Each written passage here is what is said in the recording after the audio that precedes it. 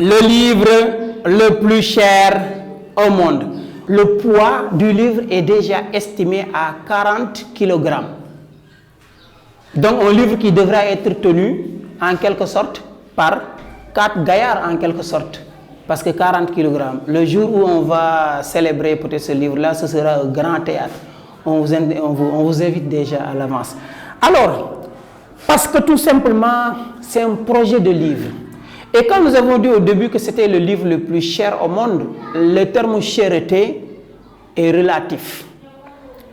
Il est aussi polysémique, c'est-à-dire qu'il a plusieurs sens. Ça peut être la cherté en termes de valeur financière, marchande, mais aussi la cherté en termes de valeur sentimentale.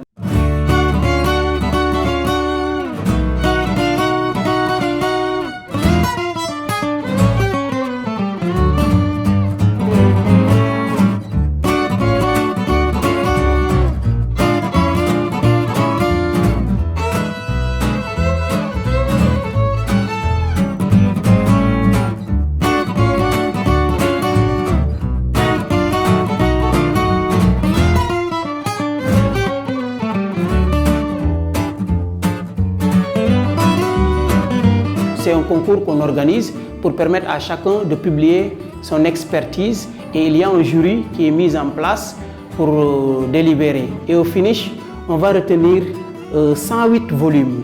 Chaque volume va toucher à une thématique. Et ce sera un gros livre. Bien sûr, de façon symbolique, il sera, si vous voulez bien, assemblé avec un seul exemplaire qui pèsera environ 40 kg.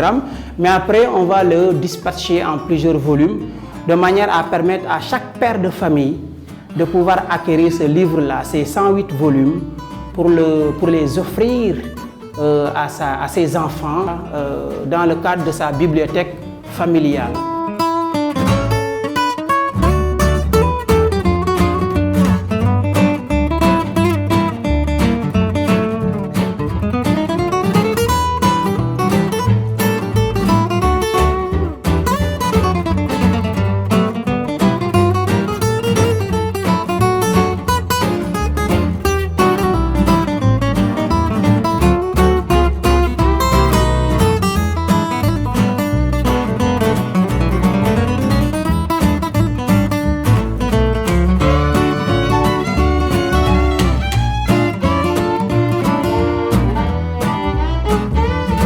Derrière, le projet était de demander à tout expert, à tout étudiant ou universitaire, à toute personne en tout cas qui a une connaissance fondamentale, appliquée ou professionnelle, de pouvoir participer à l'élaboration de ce livre-là.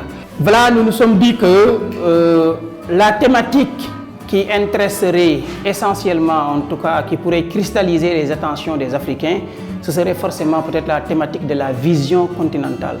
Une nation qui n'a pas de vision ne peut pas avancer. Et nous nous sommes dit que voilà, nous voulons que l'Afrique soit une seule et unique nation et nous souhaiterions quand même que la vision ne soit pas proposée par un individu ou bien un pays, mais soit proposée par une plateforme qui va être le réceptacle de toutes les formes de savoir classique, universitaire, traditionnel, moderne, etc.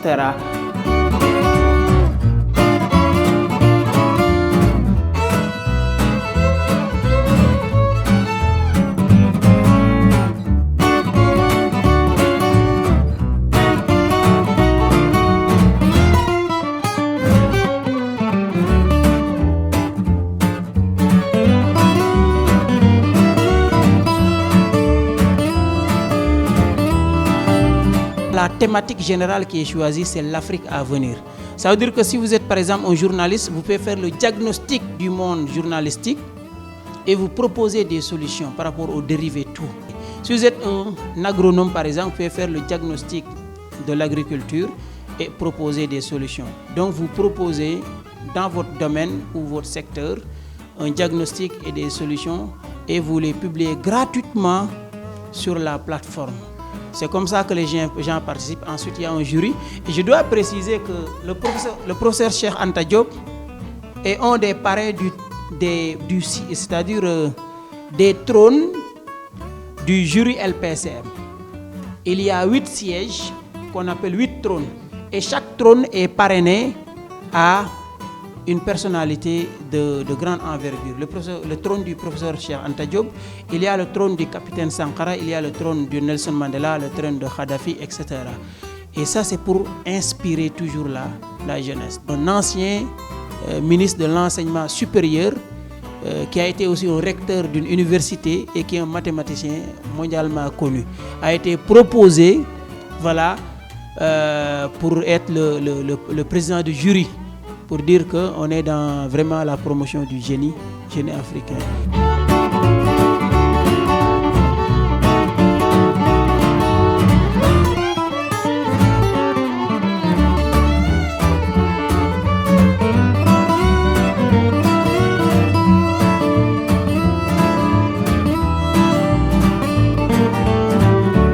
On voudrait que les LPSM au finish, quand on aura vraiment cette grande masse, cette littérature, ce livre-là de 40 kg, déjà qu'il soit un réceptacle de savoir, de savoir-faire, de savoir-être, de savoir-devenir dans presque toutes les disciplines, dans tous les secteurs et dans tous les domaines, afin qu'il puisse servir de lecture centrée sur l'Afrique à venir, aux enfants, aux filles et voilà, disons aux enfants africains.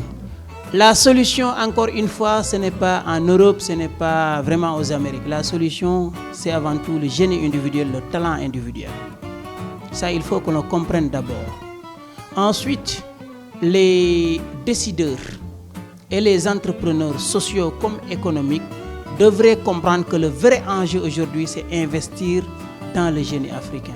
Et c'est le message qu'on lance à l'ensemble des entrepreneurs, à l'ensemble vraiment des décideurs, à l'ensemble des acteurs de développement, que l'on se focalise sur le génie africain. Et vous avez une entreprise modèle qui est Africa Génie Invest aujourd'hui, qui fait la promotion du génie africain, où chacun peut injecter son argent, récolter des dividendes ou utiliser les Africanors comme une monnaie digitale.